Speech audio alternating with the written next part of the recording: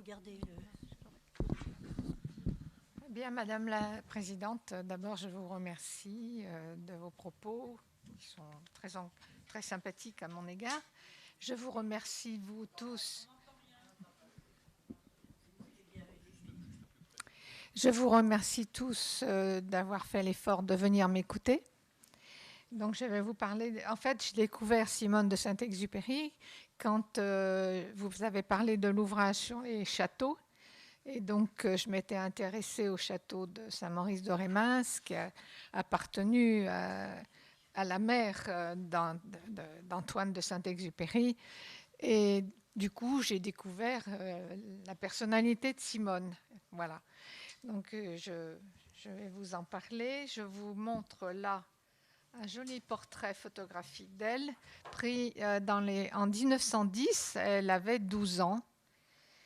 En effet, Simone de Saint-Exupéry est née à Lyon, 8 rue du Perrat, c'est-à-dire actuellement la rue Saint-Exupéry, le 26 janvier 1998, soit 2 ans et demi avant son frère Antoine, qui lui est né le 29 juin 1900 à la même adresse.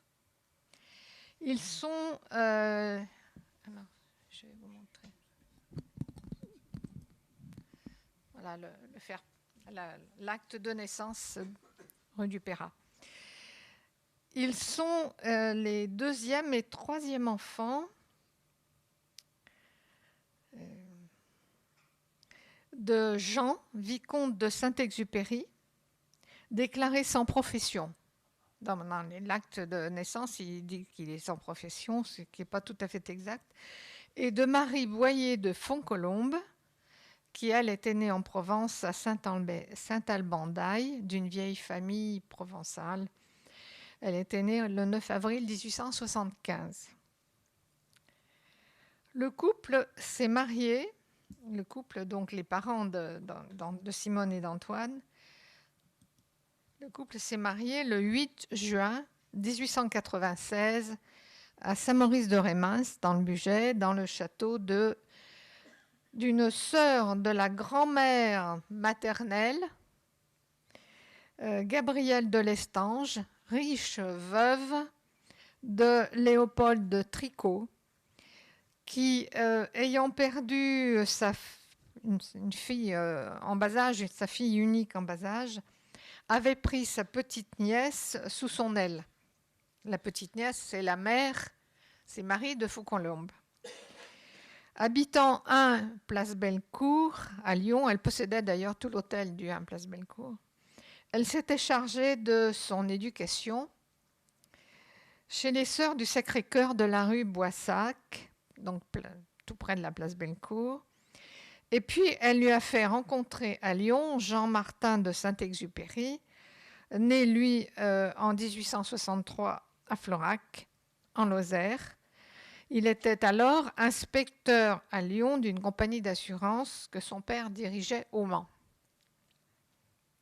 Donc voilà une photo du mariage devant le château de Saint-Maurice de Rémins.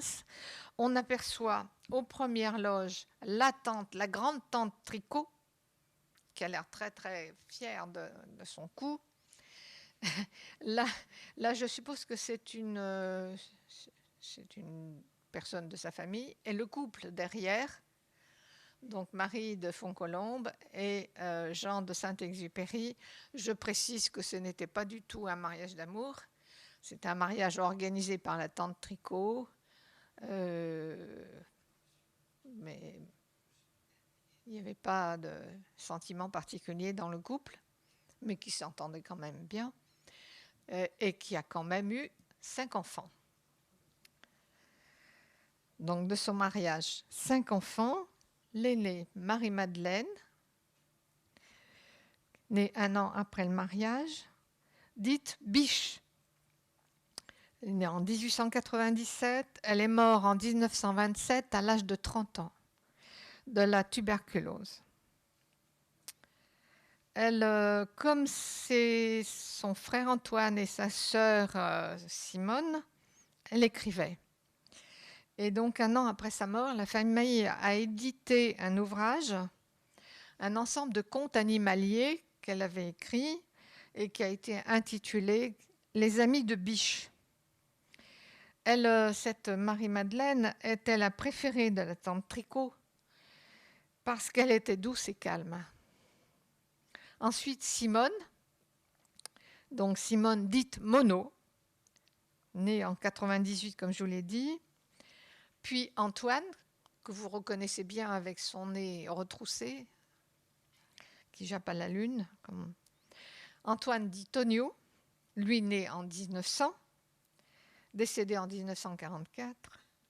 François, le plus beau de la nichée, c'est un très bel enfant qui malheureusement est mort à l'âge de 15 ans dans les bras de son frère d'une angine mal soignée. Et il avait fait son testament. Enfin, c'est très touchant et c'est quelque chose qui a beaucoup marqué Antoine de Saint-Exupéry, le décès de ce jeune frère. Et enfin, la dernière, Gabrielle, dite Didi, qui est née en 1903 et qui a vécu jusqu'en 1986, la seule qui a fondé une famille, eu plusieurs enfants, et ce sont les seuls descendants de la famille Saint-Exupéry. En 1900, donc cette photo doit dater de 1904 à peu près. On voit que Gabrielle a à peine 1 an. En 1904, la mort brutale de Jean de Saint-Exupéry. Ils étaient partis en voyage, le couple était parti en voyage, ils étaient seuls tous les deux, et sur un quai de gare, il s'est écroulé. Une attaque au cerveau, et il est mort. Et ce décès va bien sûr bouleverser la vie familiale, qui désormais va se partager entre Lyon, Saint-Maurice de Rémas, Le Mans, la famille, les parents de Jean de Saint-Exupéry, et La Mole, dans le Var, la famille de Fontcolombe, c'est-à-dire la famille de la mère de Saint-Exupéry. Le château de Saint-Maurice, dont je vous montre la façade sur le parc, mais qui n'est pas un édifice remarquable, où les enfants passaient les étés, a été un magnifique terrain de jeu, notamment pour les 3 enfants du milieu, c'est-à-dire Monod, Simone, Tonio et François, qui rivalisaient de fantaisie et d'invention à la forte désapprobation de la tante Tricot, mais avec l'indulgence de leur mère, elle-même peu conventionnelle, artiste. Il faut dire que son père Charles Robert Boyer de Fontcolombe, qui était inspecteur des finances, qui a été maire d'Aix en Provence, était en avance sur son temps. Il a donné à sa fille une éducation tout à fait libre, très artistique, très cultivée, pas du tout dans l'esprit dont on élevait les filles à l'époque. Et donc, elle est restée très artiste, très peu conventionnelle, et elle avait donc la désapprobation totale de la famille du Mans, qui trouvait qu'elle était trop indulgente avec ses enfants. Et on lui reprochait de les éduquer très mal. Saint-Maurice de Rémas a laissé beaucoup de souvenirs émouvants et poétiques chez Antoine, qui fait référence notamment dans Terre des Hommes et dans Pilote de guerre, mais aussi chez Simone, qui, de manière différente, a laissé des notes relatant minutieusement leur quotidien d'enfance à Saint-Maurice. Notes, alors là, je vous montre une photo des 5 enfants. Les 5 enfants, donc on voit Marie-Madeleine derrière, qui est toujours sage et qui regarde. Simone qui conduit la charrette, Antoine qui fait le diable, François et Gabrielle, Didi. Et donc, elle a laissé des notes, Simone, qui ont été publiées en l'an 2000. Ces notes en partie manuscrites, en partie dactylographiées, et qu'un petit-neveu, Frédéric Daguet, qui est historien, passionné par l'histoire de la Provence, et qui est aussi qui assure qui s'occupe des intérêts de la succession Saint-Exupéry. C'est lui qui a pris l'initiative de publier cet ouvrage, 5 enfants dans un parc, en 2000 à l'occasion du centenaire d'Antoine de Saint-Exupéry.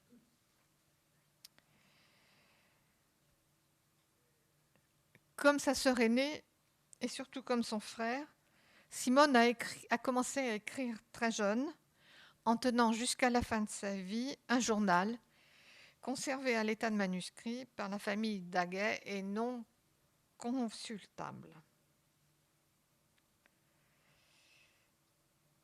Frédéric Daguet décrit dans la préface de l'ouvrage « 5 enfants dans un parc » le caractère de sa grand-tante Simone, qui, je le cite, « ne prend rien au sérieux. Sa gaieté est inépuisable, son humour fantasque, son caractère indépendant, son impertinence. Elle a bon cœur, elle a un don d'évasion, elle se raconte des histoires, elle compose des journaux illustrés, impertinente, raisonneuse, susceptible, on le verra. Une anecdote, je crois que c'est elle qui avait eu l'idée au château de Saint-Maurice quand un nouvel invité partageait leur repas. Ils avaient institué un système de notation, chacun donnant sa note à haute voix. Un 12, un 13 et sans faire aucun commentaire. Donc la personne devait bien se demander de quoi il s'agissait. La scolarité de Simone, sans histoire comparée à celle de son frère Antoine, va s'effectuer à Lyon, sans doute comme sa mère chez les religieuses de la rue Boissac. La grande-tante, l'arrière-grande-tante, la grande-tante Tricot, pour soulager sa petite nièce, ayant pris les 2 aînés de ses arrière-petits-enfants, Marie-Madeleine et Simone, donc, dont elle assure l'éducation. Les études de Marie-Madeleine, touchée très tôt par la tuberculose, s'arrêtent assez rapidement, tandis que Simone, soutenue par sa mère, choisit de passer le bac, puis de faire des études de lettres à l'université de Lyon, ce qui est assez mal vu dans leur famille. Une jeune fille de l'aristocratie ne doit avoir d'autre but que de songer au mariage.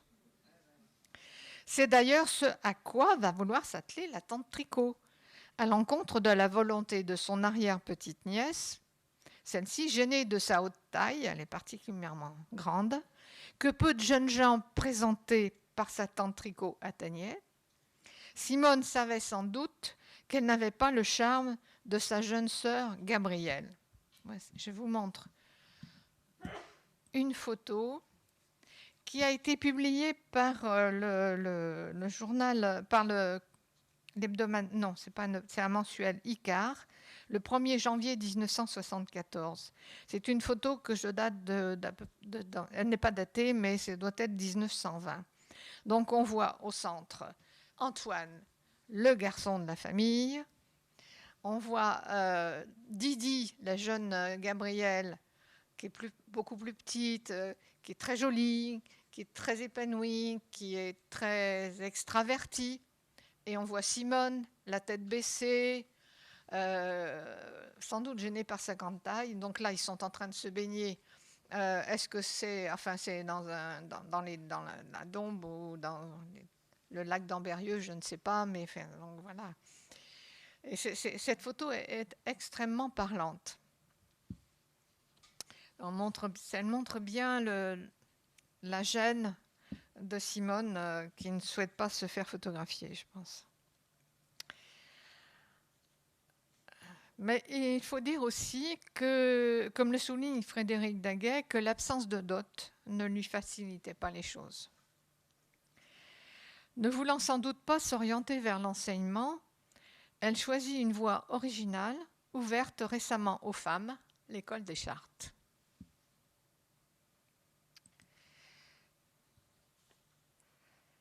Créée par ordonnance de Louis XVIII, le 22 février 1821, l'École nationale des Chartes forme les cadres de la conservation du patrimoine, principalement écrit, ainsi que des chercheurs et des enseignants-chercheurs dans le domaine des sciences historiques.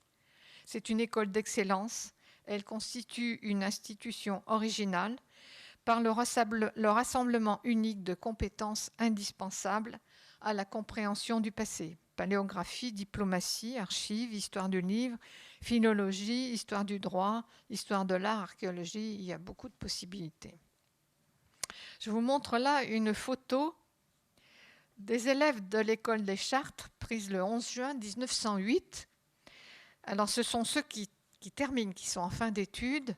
Donc vous voyez que ce sont des messieurs tout à fait sérieux, imposants, qu'il n'y a pas une seule femme.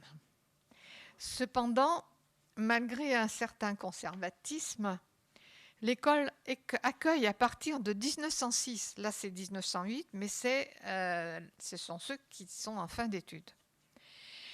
Donc à partir de 1906, bien avant les autres grandes écoles, l'école des Chartes accueille une femme parmi les élèves. Il s'agit de Geneviève Acloc. Elle est née à Lyon le 5 mai 1884. Elle est la fille de Fernand Acloc, un polytechnicien, chef d'escadron d'artillerie. En 1906, elle est classée 4e sur les 20 admis au concours d'entrée à l'école. Et elle sera reçue archiviste paléographe en 1910. Et c'est la première française diplômée. Le fait qu'elle soit lyonnaise n'est certainement pas anodin pour Simone. Elle a dû en entendre parler dans la presse.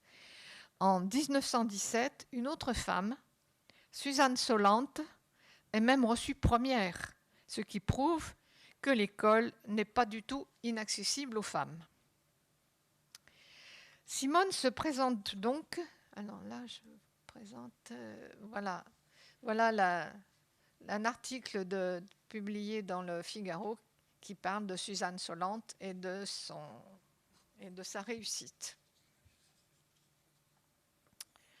Simone se présente donc au concours d'entrée en 1921 et elle n'est pas admise. Si l'on en croit cette lettre recto verso, non datée, que lui envoie son frère. Cette lettre a été publiée, elle n'est pas dans la Pléiade, elle a été publiée toujours par la revue Icare, et elle a été publiée en 1969, lettre d'Antoine de Saint-Exupéry à sa sœur, sans lieu ni date.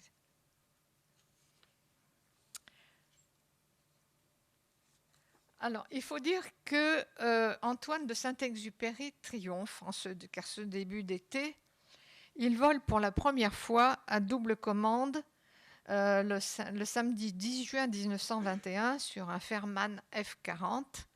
Il continue ses leçons sur un Sopwith et le samedi 9 juillet 1921, il réalise son premier vol solo. Son avenir semble donc pour la première fois prendre une direction sûre. Comme il le fait souvent pour les intimes, Antoine a illustré sa lettre. Alors, je vous montre un détail. On y voit Simone effondrée sur son bureau, noyée sous les livres et les manuscrits, sous les yeux d'un personnage assez grotesque, en buste, mais je suppose quand même qu'il s'agit de son frère, avec ses lunettes de pilote. Enfin, c'est une suggestion, je ne sais pas. Et à droite, vous voyez une jeune femme très élégante, telle qu'Antoine voudrait qu'elle se montrât. Au verso et en bas, une jeune femme au bras de son prétendant sous un soleil radieux. Donc voilà la transcription, parce que l'écriture d'Antoine de Saint-Exupéry n'est pas facile à lire. Je vous donne la transcription. Ô ma sœur, je ne te blesserai pas de reproches pointus comme tu ne manques pas de le faire chaque fois qu'il m'arrive quelque chose de ce genre. Encore que cet échec soit vexant. Combien de recalés? Tu n'as rien foutu. Tu es puni, c'est la justice céleste. Ce que je veux te dire, c'est que ta voie est non dans un célibat austère, mais dans les joies de la maternité. Que maman va recevoir en pension 3 grands Anglais élégants, bien mis et intelligents, qui viennent d'un pays où on ne court pas après les dots, etc. Amène-toi donc. Tu peux en décrocher un. Tu n'es pas haïssable. Tu as du chic. Tu as de l'esprit quand tu veux et tu es jolie quand tu ne rentres pas ta tête dans tes épaules. C'est tout à fait la photo qu'on a vue. Quelqu'un m'a dit de toi, entre parenthèses, un homme. Ce n'est pas une de ces femmes avec qui on n'aimerait pas coucher. C'est délicat, c'est spontané, c'est plein de tact. Donc, épouse un de ces Anglais. Occasion unique. Fais la charmante, ondule, fais des grâces. Tu seras une épouse modèle et ficheras la paix aux pauvres manuscrits qui ne t'ont rien fait. Crois-moi, ta vie sera douce et parfumée, donc viens immédiatement souligner, écrit en gros, d'ailleurs maman te veut immédiatement. Ton frère qui t'aime, Antoine. Belle lettre. Sans doute, Antoine a-t-il tout juste 21 ans. Il est encore proche de l'adolescence, d'où ce ton très libre et désobligeant avec sa sœur aînée, néanmoins terriblement blessant, mais qui apparaît comme une revanche pour lui, n'ayant jusqu'à présent connu que des échecs. Il montre combien il est encore imprégné de l'esprit étriqué de l'aristocratie du premier, j'avais écrit premier quart, je dirais première moitié du XXe siècle, pour laquelle une femme ne doit pas travailler, ne doit surtout pas être un bas bleu, et il ne voit pas l'intérêt de mener de telles études. Lui-même ne rêve alors que d'un mariage tout à fait conventionnel et d'une épouse modèle. Je n'ai pas du tout besoin qu'elle me fasse des théories littéraires et idéalistes, écrit-il en 1923 à sa mère. Par ailleurs, orphelin de père depuis l'âge de 4 ans, il s'est très tôt considéré comme le chef de famille, ce qui lui donne le droit d'une telle lettre, qui soumet sa sœur aînée à son obéissance et aussi à celle de sa mère. On peut supposer que Simone n'a pas beaucoup apprécié. Alors qu'Antoine ne cesse de demander et d'harceler sa mère pour qu'elle lui envoie de l'argent, sans se soucier des difficultés financières que celle-ci peut rencontrer. Il faut noter toutefois qu'il emmène sa sœur au concert à Paris et qu'il demandera en 1924, dans une lettre à sa mère, « Quand arrive Simone, elle me manque bien ». Finalement, Simone est reçue l'année suivante au 16e rang. Elle va passer 4 années à Paris, logée rue de Tournon.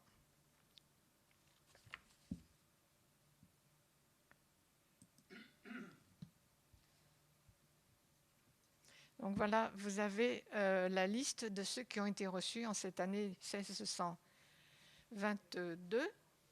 Et vous voyez Mademoiselle de Saint-Exupéry au 16e rang. Elle conclut ces 4 années en 1928 par une thèse sur l'histoire de l'abbaye bénédictine d'Ambronay, des origines à la Révolution. Abbaye située, comme vous le savez, à quelques kilomètres de Saint-Maurice-de-Rémens. Son frère, malgré tout très fier, lui écrit, alors qu'il est au Cap Juby, où il est avec les morts, « Mon vieux poulet, à propos, tu es chartiste. Ça m'a rendu fier. Je l'ai dit aux morts. Mais explique-moi ce que tu fais, car je n'y ai rien compris. » C'est un texte ironique, car les morts, bien sûr, n'ont rien compris à ce qu'il leur a raconté s'il l'a fait. et qui montre que les recherches de sa sœur ne l'intéressent pas du tout.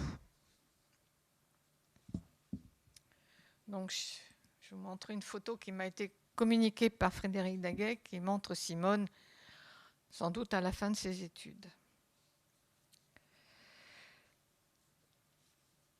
Simone va donc commencer sa carrière aux archives départementales du Rhône, poste d'archiviste adjoint qu'elle occupe du 1er décembre 1928 au 23 mars 1931. En 1931, sa mère, Marie de Faucolombe, qui est revenue de missions humanitaires très dures dans le Nord, mission qui faisait suite au ravage de la guerre de 14-18, où elle s'est occupée de soigner, s'occuper de la misère humaine. Elle est de retour à Saint-Maurice, qu'elle s'apprête à vendre parce qu'elle ne peut plus faire face aux frais que cette propriété lui engendre. Et elle est à Lyon pour soigner les pauvres et les cancéreux. Elle a notamment beaucoup travaillé à l'hôpital Sainte-Croix. Mais elle se rend en janvier à Buenos Aires à l'invitation d'Antoine qui rentre en France avec elle. Gabrielle, la plus jeune des enfants, s'est mariée en 1923, donc très jeune. Elle est mère de famille et vit depuis avec son mari Pierre Daguet dans le Var.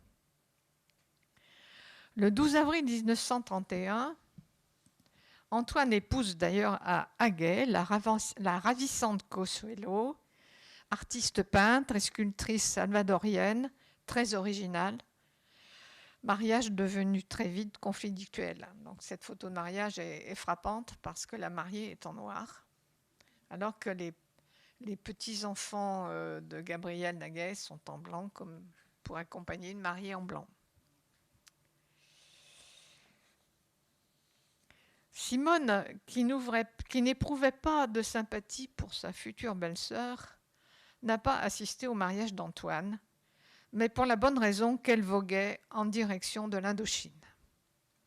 En effet, le 1er juillet 1931, mais il y a 3 mois de navigation, elle prend ses fonctions d'archiviste à Hanoï.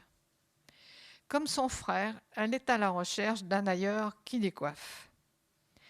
Ayant appris son projet, Antoine, de nouveau réticent, écrivait en 1930 à sa mère « L'argent ne vaut peut-être aucun sacrifice si grand.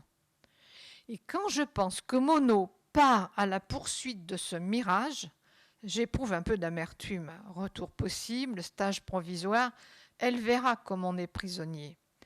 Quand on part pour l'Indochine, c'est pour y rester, même si l'on y crève de désespoir. » Simone, qui ne semble pas y avoir crevé de désespoir, dirigera ainsi le centre archives-bibliothèque de Hanoï de 1931 à 1955, soit pendant 24 ans. Cependant, Antoine profitera d'une mission publicitaire à Saïgon, en 1934, en avion bien sûr, pour lui rendre visite. Revenons un peu en arrière, à la fin de l'année 1931, Antoine a obtenu le prix Femina pour vol de nuit, ce dont il a d'ailleurs été quelque peu vexé, car il pensait mériter le Goncourt, et je pense aussi que le terme prix Femina ne devait pas lui convenir. Simone, qui aime écrire et tient un journal depuis ses jeunes années, se dit « Pourquoi pas moi ?» Elle publie donc, le 27 novembre 1936,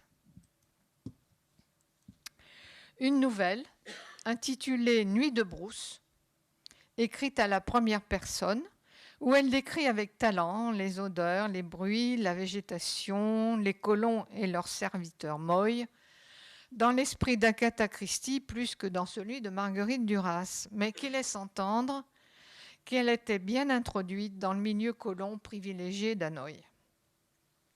D'ailleurs, la nouvelle est publiée sous son nom dans Gringoire, hebdomadaire politique et littéraire français d'extrême droite, fondé en 1928, dont la direction reçoit aussitôt des courriers interrogateurs l'obligeant la semaine suivante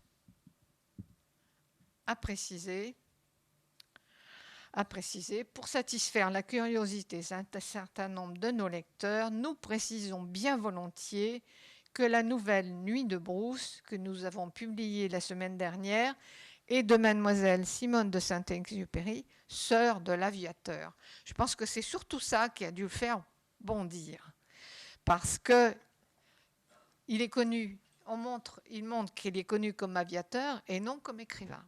Ben, il commence. Hein, mais...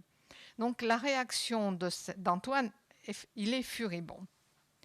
Et avec le soutien de sa mère, il interdit à Simone de publier sous le nom de Saint-Exupéry. Simone, à l'autre bout du monde, et qui n'a pas encore réellement perçu le génie incontestable de son frère, s'insurge. Je m'appelle Saint-Exupéry autant qu'Antoine.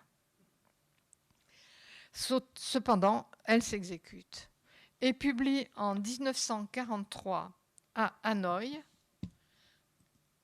un recueil de poèmes et de nouvelles intitulé Météore, sous le pseudonyme de Simone de Rémas. Ce nom aristocratique confirme l'importance du château de Saint-Maurice à ses yeux. Alors je n'ai trouvé que donc ça a été publié dans cette collection, qui n'a pas duré très longtemps, quand même 1921-1964,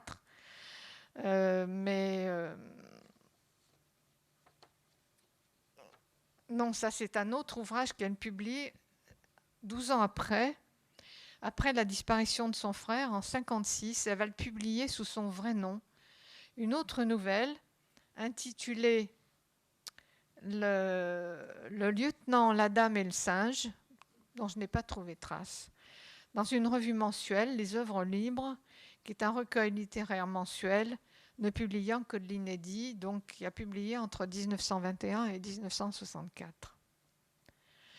Mais il n'y aura pas d'autres publications.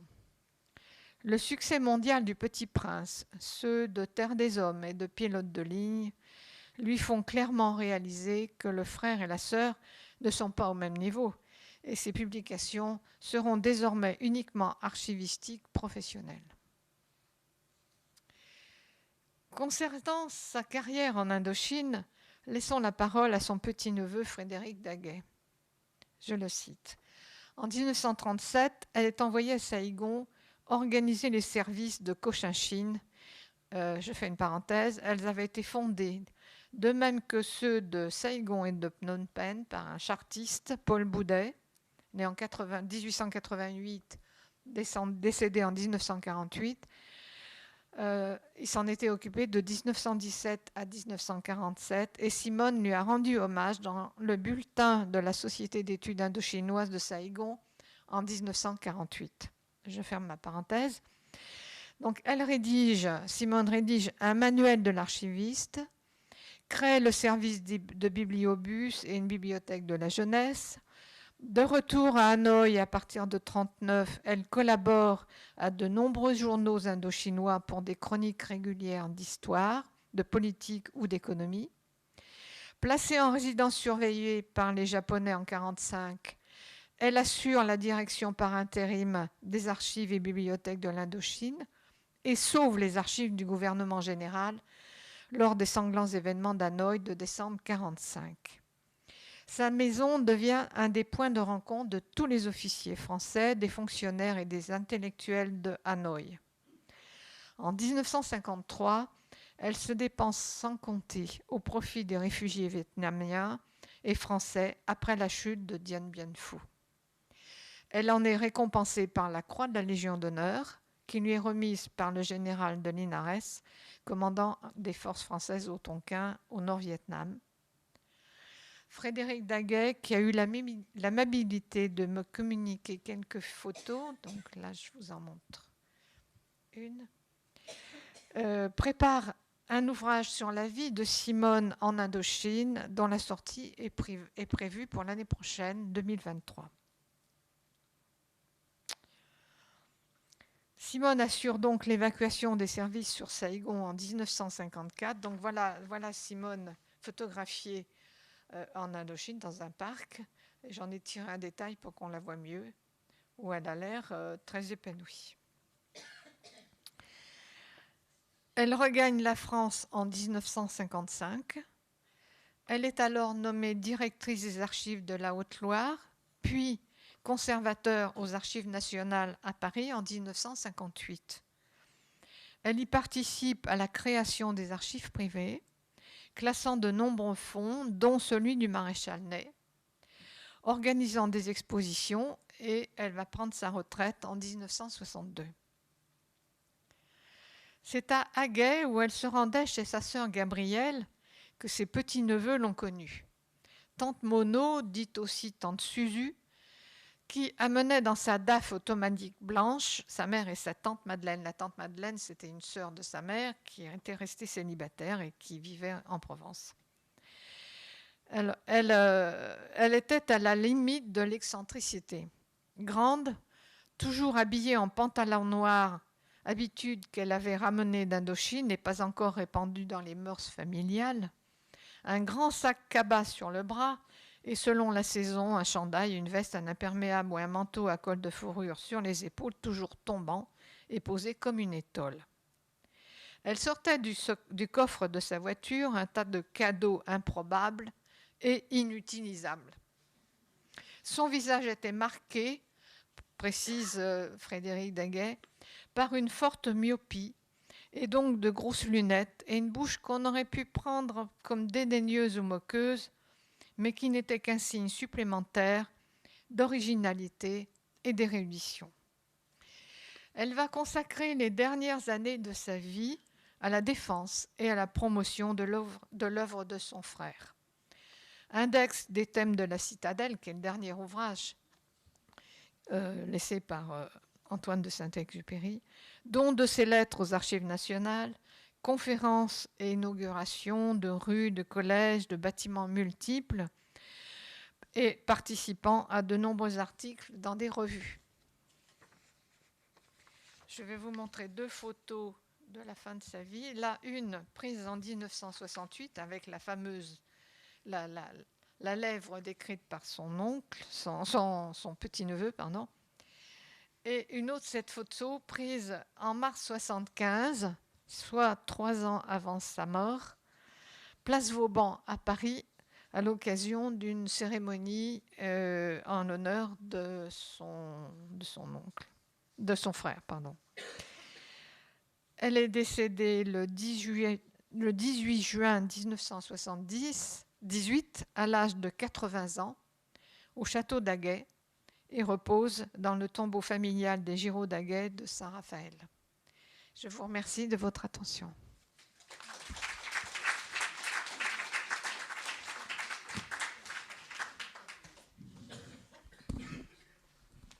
Je vous remercie vivement de cette conférence. On aurait volontiers continué à vous écouter.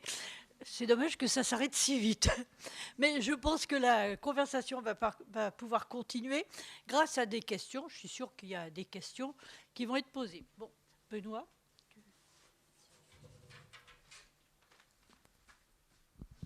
Merci Marie-Nick. Je me demandais, vous avez signalé qu'il y avait une publication dans Gringoire, journal d'extrême droite. Est-ce que ça manifestait une opinion politique correspondante ou est-ce que c'était un hasard, une opportunité de publication ?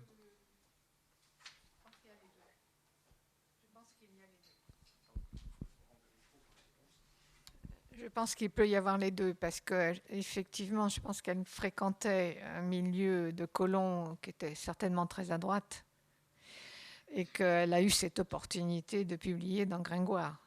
Donc, ça a certainement beaucoup déplu de voir son nom utilisé par sa sœur, que ce soit dans Gringoire, parce que, bon, Gringoire, c'était pas les idées d'Antoine de Saint-Exupéry, et puis de voir la notice envoyée la semaine suivante pour dire que c'était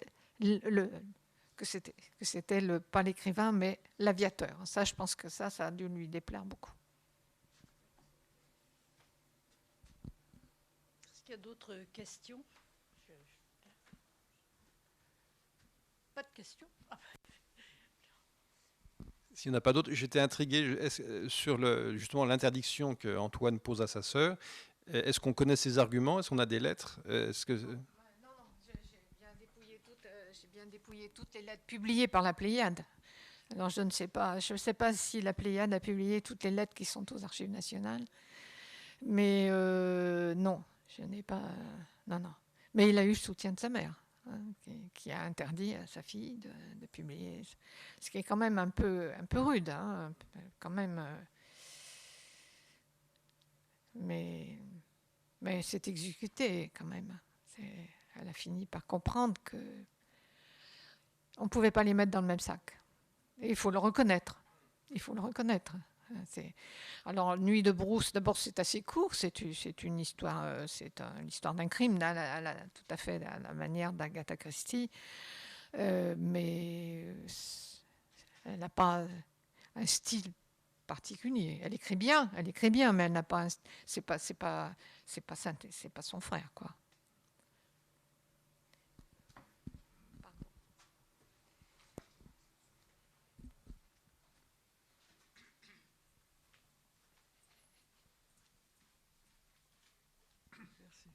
Merci beaucoup, madame. Elle a eu une vie sentimentale ou pas?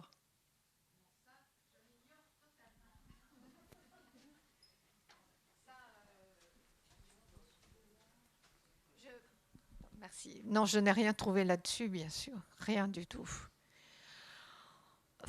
Je peux supposer que oui. Parce que là-bas, en Indochine, bon, on pouvait tout se permettre. Hein. On pouvait se permettre. Et puis, on voit elle avait une allure qui laisse entendre qu'elle pouvait très bien voilà, avoir eu des aventures. Je pense qu'elle a dû s'autoriser à ça. Son frère, c'est pas gêné, lui. Hein. Donc...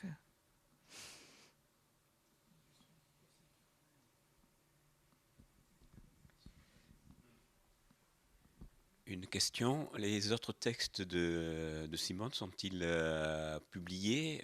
Est-ce qu'on les trouve quelque part? Les travaux d'archivistes? Non, les textes. Vous avez donné la seconde nouvelle. Est-ce qu'on... je n'ai pas pu consulter. D'accord. Non, je n'ai pas trouvé. J'ai même pris contact avec une grande librairie d'Hanoï, mais ils m'ont même pas répondu. Donc non, parce que j'ai supposé que là-bas, il devait en avoir des traces, puisque ça a été publié là-bas. Mais non, j'ai pas eu de réponse. J'ai pas l'impression. Je n'ai pas l'impression, non. Je pense qu'il y avait un rideau là. Hein. Bon, il y a eu sa vie en Indochine, et donc c'est ce que Frédéric Daguet va publier, mais la famille n'était pas au courant de ce qu'elle faisait exactement. D'abord, elle n'a pas dû revenir souvent, parce que c'était quand même un sacré voyage, qui certainement coûtait très cher, et puis elle ne pouvait pas s'offrir comme ça 3 mois de vacances, hein, donc elle n'est pas revenue. Donc j'imagine que pour sa mère, ça a dû être quand même une déchirure terrible.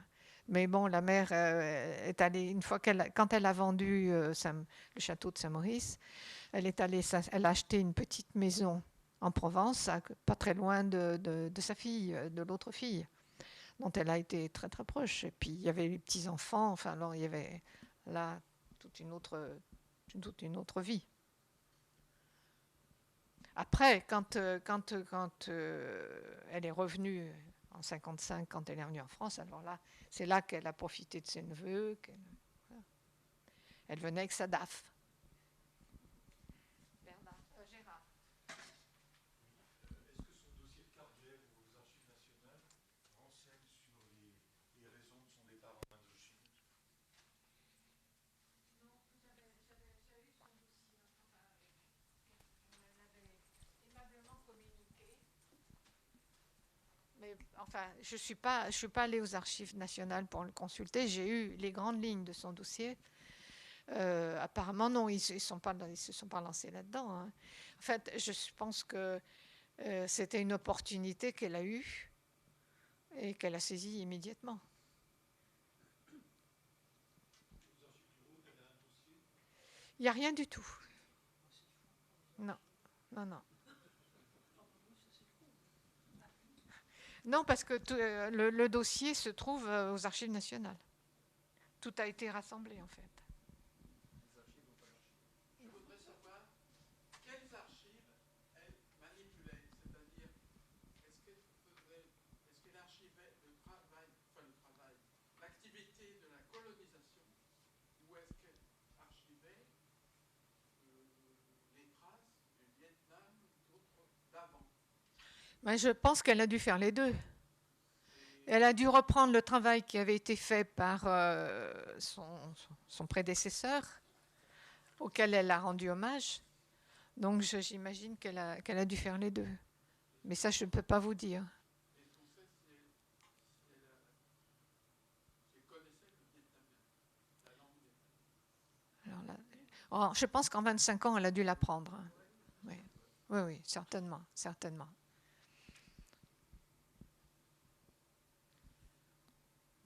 Et sa mère ne s'est pas du tout remariée, puisqu'elle a été veuve très tôt. Oui, elle aurait pu. Elle a eu un coup de foudre partagé avec un artiste, un sculpteur. Parce qu'elle allait régulièrement en cure à Divonne-les-Bains avec la tante Tricot. Il fallait lui changer parce qu'elle était quand même très dépressive, hein, malgré tout. Et là, elle a fait connaissance de quelqu'un et ça a été un amour fou, mais qui n'a pas été partagé. Enfin, qui était partagé, mais qui n'a pas été... Voilà. Et donc, il est parti en 14. Et il est mort. Voilà. Donc, ça a été un drame, ça aussi.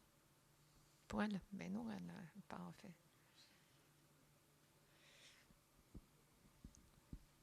Voilà, je pense que c'est tout. Ah, encore une question. Il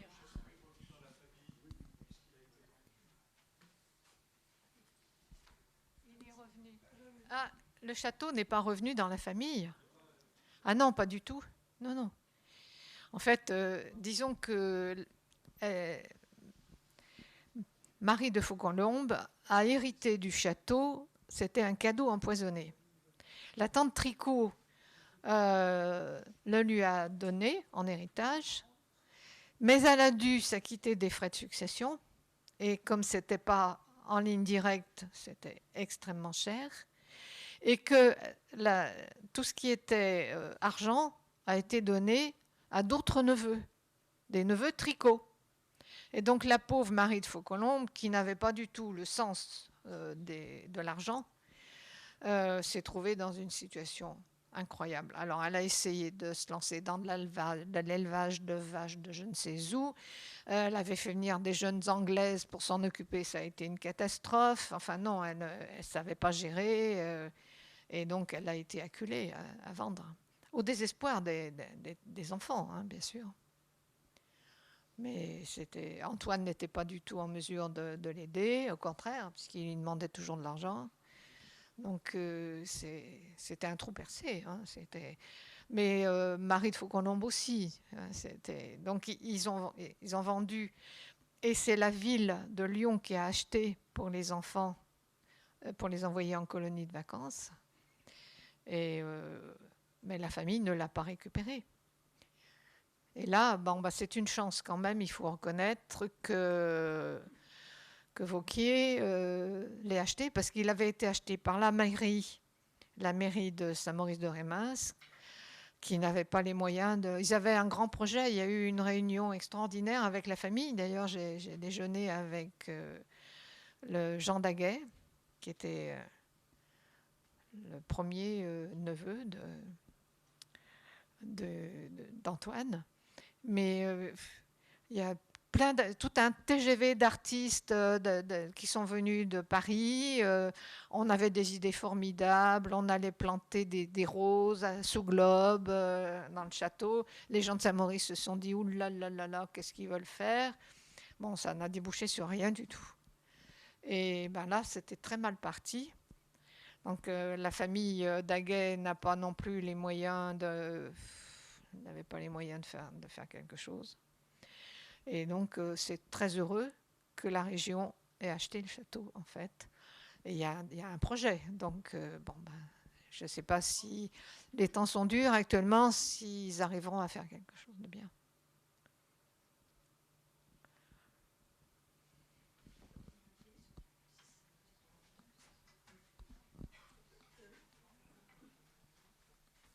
Vous avez dit qu'elle avait laissé beaucoup de notes, qu'elle elle avait un carnet, un journal, et pour vous comprenez pourquoi sa famille ne veut pas qu'on l'exploite. Parce qu'ils l'exploiteront un jour, je pense que c'est ça. Donc là, dans un premier temps, il avait sorti 50 ans dans un parc, qui est très agréable à lire. Et il va sortir cet ouvrage sur sa vie, ses 25 ans au Vietnam. Et après, peut-être que...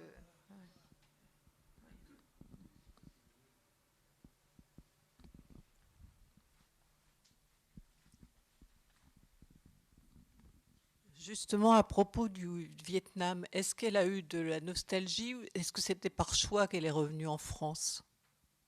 Serait-elle restée là-bas si elle avait eu le choix?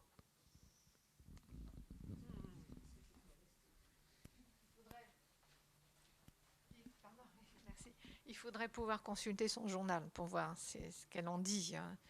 Je pense que malgré peut-être quand même qu'elle avait pas de famille là-bas. Donc je pense qu'elle était quand même contente de rencontrer. Sa mère commençait à être âgée. Elle est morte très âgée, la mère de Marine Foncolombe. Donc je pense qu'elle s'est quand même fait un devoir de rentrer en France. Il me semble, hein, mais je ne peux pas dire à sa place.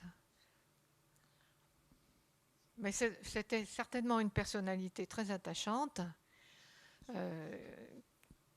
que j'ai trouvé intéressante à étudier. Et on peut certainement aller beaucoup plus loin, mais à condition de pouvoir consulter les notes. Donc, il faut dire qu'elle n'est pas rancunière du tout. Parce que après tout ce que son frère, n'a pas encouragé ses vocations, et elle a quand même bien défendu son œuvre, et elle s'est mise au service de cette œuvre. Et je voulais savoir, Le Petit Prince, quand même des droits d'auteur faramineux, c'est toujours la famille qui les détiennent ou... Avec les héritiers de Consuelo, qui de leur côté réclamaient des droits. Donc je crois que récemment, ils se sont mis d'accord et ils se sont scindés. Voilà. Mais bien sûr que ça doit représenter quand même des sommes extrêmement importantes. Parce que c'est quand même un ouvrage qui est traduit dans toutes les langues et qui est